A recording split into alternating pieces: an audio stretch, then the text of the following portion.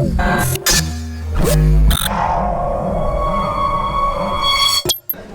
good evening, and welcome to the Gollancz Festival, the first ever Gollancz Festival. I'm Joanne Harris. I'll be doing a little reading from my book, The Gospel of Loki, with the aid of the Bookshop Band, who will, if pressured, perform their song about Loki, after which Sarah Pingrove will interview Joe Hill, and then there will be the Class of 2014 panel chaired by Gillian, and a solo talk by Pat Rothfuss. So this is my little retelling of the Norse myths, but from the point of view of Loki, who originally never had much of a voice, which I thought was a pity because I thought that if he did, his would probably be the most fun. And the bit I'm going to read is the bit where he meets Odin for the first time. Odin, who has come to do some headhunting. Of course, I'd already heard of the gods. The warring parties, well, most of them, had put aside their differences, and the survivors of that war, 24, Aesir and Vanir and all, were living together in Asgard. It wasn't an easy alliance. Some of the Vanir had refused to accept Odin as their general, and had broken away to join forces in the Northlands. Others allied themselves with the rock folk. Some buried themselves in world below.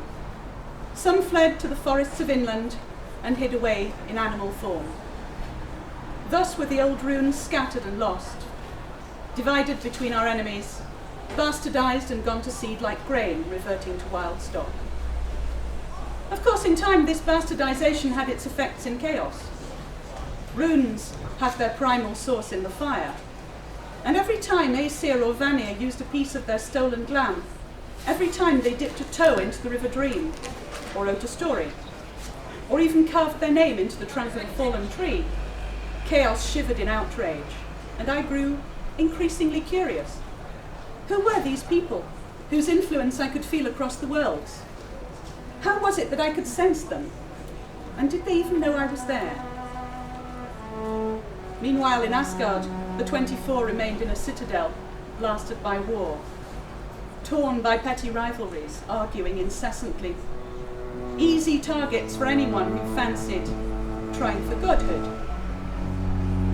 I saw them mostly through their dreams, which were small and unimaginative, but which nevertheless gave me food for thought.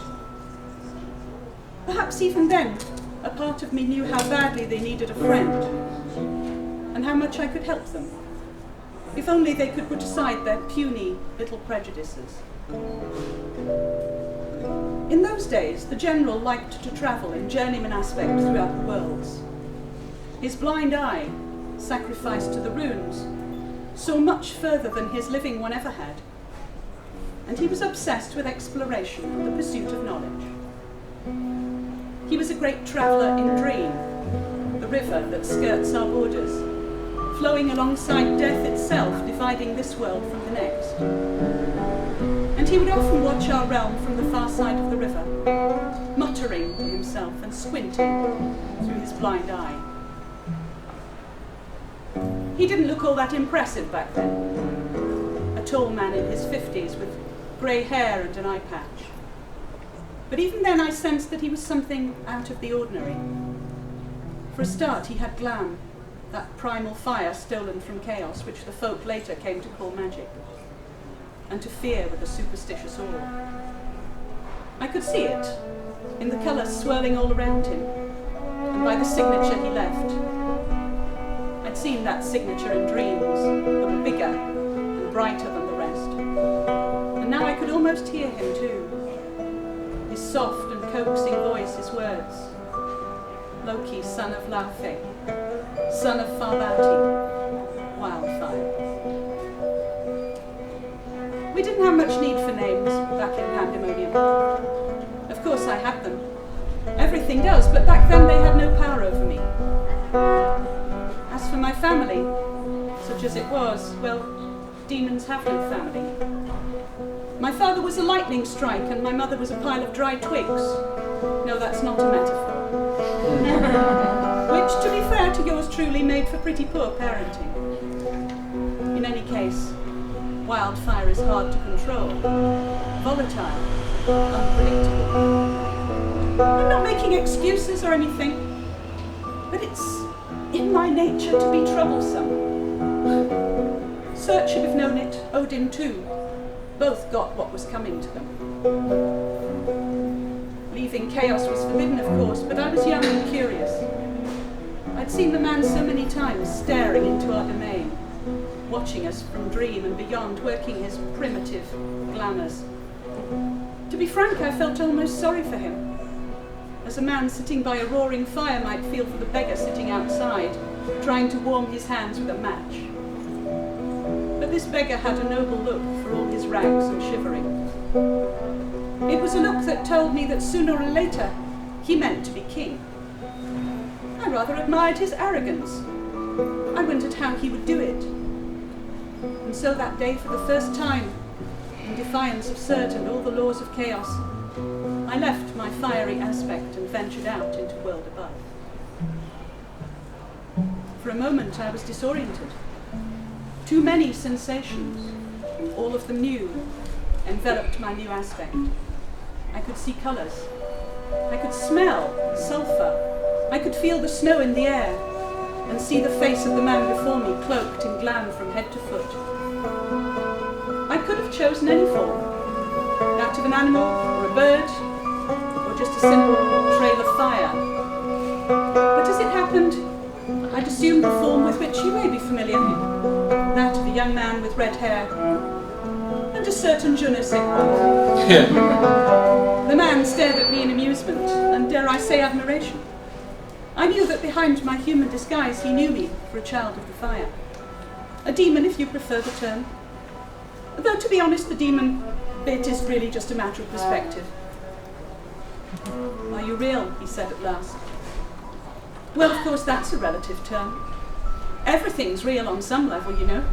Even, maybe especially dreams. But I wasn't used to speaking aloud.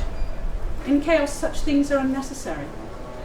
Nor had I been expecting the sheer impact of physicality, the sounds, the wind, the crunch of the snow, the thumping of a snow hare on the side of a nearby hill, the sights, the colours, the cold, the fear. I flexed my limbs experimentally, tried the speaking aloud thing. It worked. Still, with hindsight, I can't help thinking that if I'd really wanted to try and blend in, I should have thought myself up some clothes. I shivered, Gog and Magog, it's cold. Seriously, are you trying to tell me that some people choose to live out here? He fixed me with his one eye, blue and chilly, and none too kind. Behind him, his colours showed no fear, just wariness and cunning.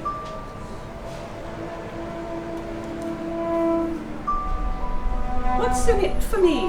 I said. "Why am I here?" "Well," he said, "I'm offering you freedom to begin with. Freedom and opportunity." "Freedom, do me a favour. Do you think I'm not free?" He shook his head. "You think you are?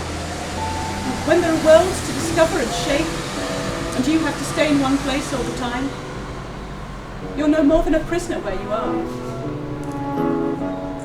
I tried to explain, but chaos is like the hotbed of creation. Everything else is just overspill. Who wants to live here, in a septic tank? Better a king in the gutter, he said, than a slave in an emperor's palace. You see, that silver tongue of his was already making mischief.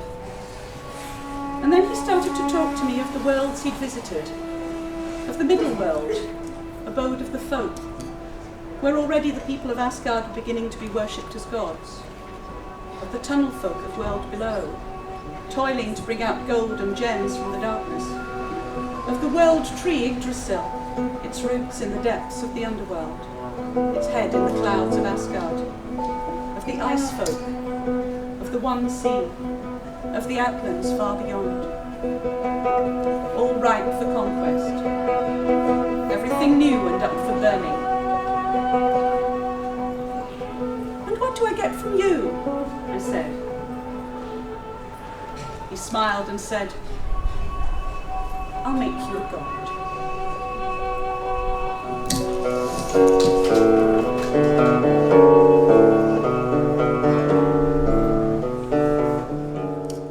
Baby, you're an evil man.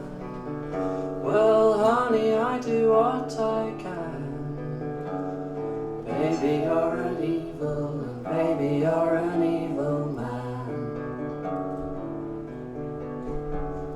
Living in a perfect world, trusting the all-knowing God, then everything's determined and everything is destined. I'd imagine in an ordered world, the future's looking very dull. Nothing is moving, and nothing is moving, and nothing is moving, and nothing is moving, and nothing is moving, and nothing is moving, and nothing is moving, and nothing is moving. So who'd create a universe where the definition of success becomes a love of iron, great big supervise? Chaos is not a state. The point is that you'll never know it. Chaos is a process, and chaos is life's way of working. And chaos is my way of, and chaos is my way of, and chaos is my way of, chaos is my way of working. We're burdened with the choice we feel. We'll never understand free will. Chaos is a gift if a little unpredictable.